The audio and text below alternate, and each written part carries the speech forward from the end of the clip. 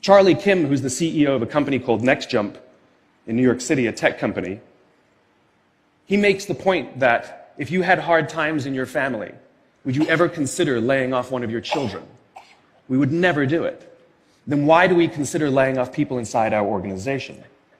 Charlie implemented a policy of lifetime employment. If you get a job at NextJump, you cannot get fired for performance issues. In fact, if you have issues, they will coach you and they will give you support, just like we would with one of our children who happens to come home with a C from school. It's the complete opposite. This is the reason so many people have such a visceral hatred, sort of anger at some of these banking CEOs with their disproportionate salaries and bonus structures. It's not the numbers. It's that they have violated the very definition of leadership. They have violated this deep-seated social contract. We know that they allowed their people to be sacrificed so they could protect their own interests. Or worse, they sacrificed their people to protect their own interests. This is what so offends us, not the numbers. Would anybody be offended if we gave a $150 million bonus to Gandhi? How about a $250 million bonus to Mother Teresa? Do we have an issue with that? None at all. None at all. Great leaders would never sacrifice the people to save the numbers. They would sooner sacrifice the numbers to save the people. Bob Chapman, who runs a large manufacturing company in the Midwest called Barry Waymiller, in 2008, he was hit very hard by the recession, and they lost 30% of their orders overnight. Now, in a large manufacturing company, this is a big deal, and they could no longer afford their labor pool. They needed to save $10 million. So, like so many companies today, the board got together and discussed layoffs. And Bob refused. You see, Bob doesn't believe in head counts.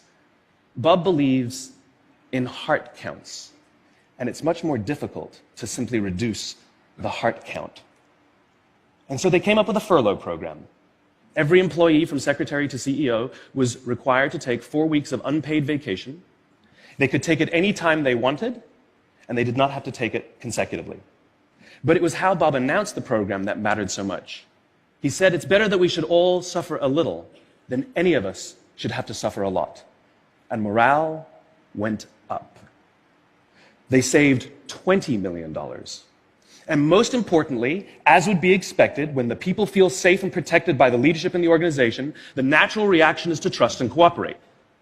And quite spontaneously, nobody expected, people started trading with each other. Those who could afford it more would trade with those who could afford it less. People would take 5 weeks so that somebody else only had to take 3.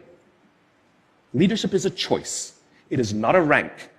I know many people at the senior-most levels of organizations who are absolutely not leaders. They are authorities, and we do what they say because they have authority over us, but we would not follow them. And I know many people who are at the bottoms of organizations who have no authority, and they are absolutely leaders. And this is because they have chosen to look after the person to the left of them, and they have chosen to look after the person to the right of them. This is what a leader is. I heard a story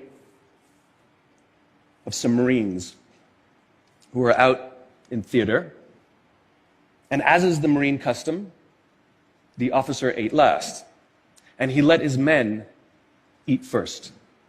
And when they were done, there was no food left for him.